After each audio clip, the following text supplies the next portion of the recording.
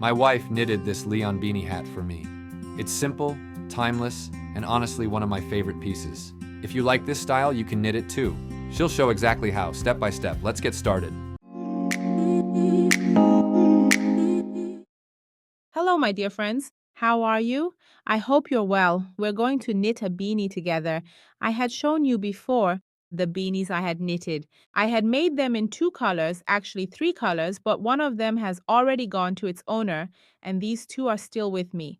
I knitted one in black, which doesn't have a folded brim, and another in cream, which does have a folded brim. Look, this is the folded brim. Now I'll explain it to you because the front and back sides of the work are a bit different from each other. As for the edge of the work too, we treat it exactly like the front side so that they look the same. I'll explain all of this to you now.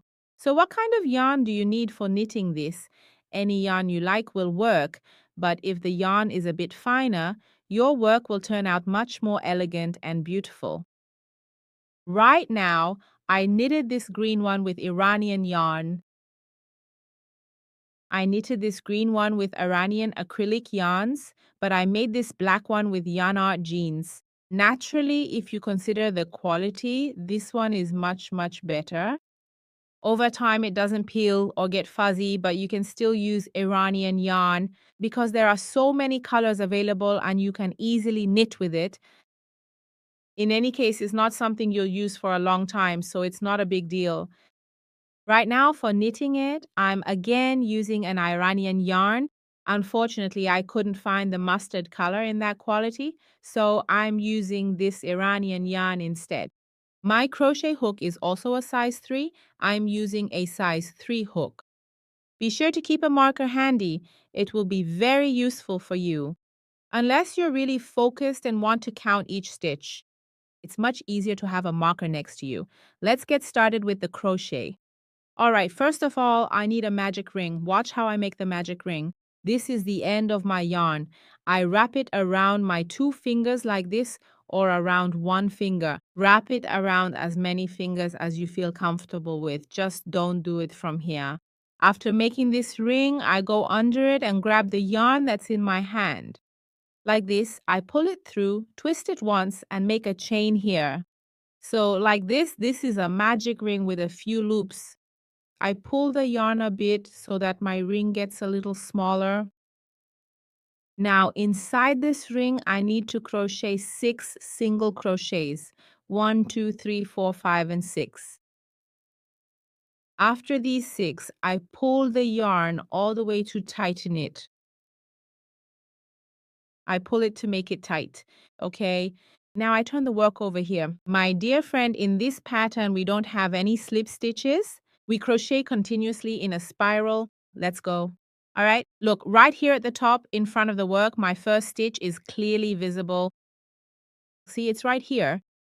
In this stitch, I need to crochet 2 double crochets. So in the second round, in each one, from this stitch that I have, I need to crochet 2 single crochets into each one. Don't skip any. Here, 1, 2 on the very first single crochet you made, place your marker. So you know this is the start of your round. Now begin crocheting 2 single crochets into each stitch. Preferably count your stitches so that considering these 6, you should have 12 single crochets in the second round.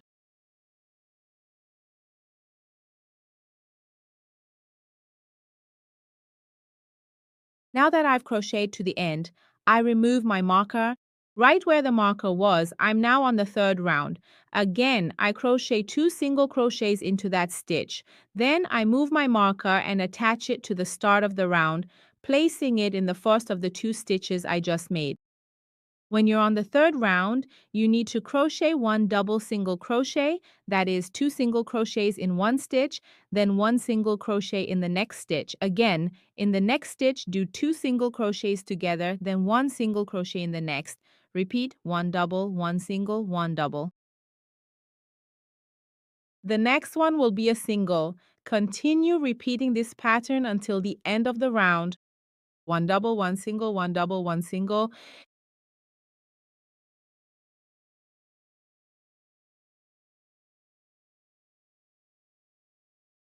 I crochet the last 2 stitches and now I've reached the end of the round. At the end of the round, I remove my marker, and right where the marker was, I make another double stitch.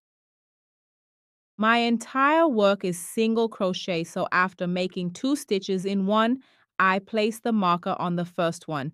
This is the start of my round, which is now the 4th round. Now it goes 1 double, 2 singles, 1, 2, then another double. 2 singles, please. I need to keep repeating this pattern in the same way until I reach this point. For the next round, it's exactly the same. Right at my marker, I need to make a double stitch again, then attach my marker to the first one. It turns into 1 double and 3 singles. In this way, with each round, the number of single stitches increases one by one. Okay, friends, I continued this and mine ended up being 20 rounds. If I want to tell you the size, take a look. Mine has a diameter of 17 centimeters. 17 centimeters is suitable for an adult. Otherwise, this is a men's size. I'm knitting it, but if you want a bigger size, meaning if someone has a very large head, it should be more than 17 centimeters. 18 centimeters or 18 and a half or 19 centimeters would be too big. If you're making it for a child, 15 to 16 centimeters is enough. This is the normal adult size, right? The diameter of the piece should be this much. 17 centimeters. So up to this point, I've done 20 rounds. I've added this part, and in each round, as I mentioned, I had 1 double stitch, then a single one. In the 3rd round, 1 double and 2 singles. It continued to increase in this way, just like this until now. Right now, this is my 20th round, where I had 1 double stitch plus 18 singles. That means in total, the number of stitches on each side should match the number of the round you're on. For example, right now in the 20th round, I have 2 double stitches, and with 18 singles, that makes 20 stitches in total. All right, from here on, you need to crochet simply until you reach your desired height, meaning you just go around and around the piece, working only simple stitches without adding anything at the start of the row. You don't need to do anything special, just keep working simple stitches all the way around. You crochet single crochets and the height of the hat will gradually increase. As I said, there isn't a specific standard for this. To determine the height of the hat, you should measure from the top of the head down to the ear, or even better, it's best to take this measurement directly on the person you're making the hat for to see exactly how it should be. Now, this green hat that I made is for my husband. As you can see, the height of my hat is 15 centimeters, but the gray hat I made ended up being only 17 centimeters tall because different people have different head heights. So it's completely custom how tall you need to make the hat up to the top of the ear for my husband. Mine was 15 centimeters, but the other one was for someone else and it was 2 centimeters taller. So it's both a matter of personal taste and completely custom. That means you definitely need to measure the height and determine it yourself. Okay, so should I knit this? All right, my dear friend, look, I did my plain knitting up to this point where I had increased my stitches. From here on, it's just single crochet all the way around. Just simple single crochet. I didn't add anything else. Now, from the center to this part, the height of my hat is 15 centimeters.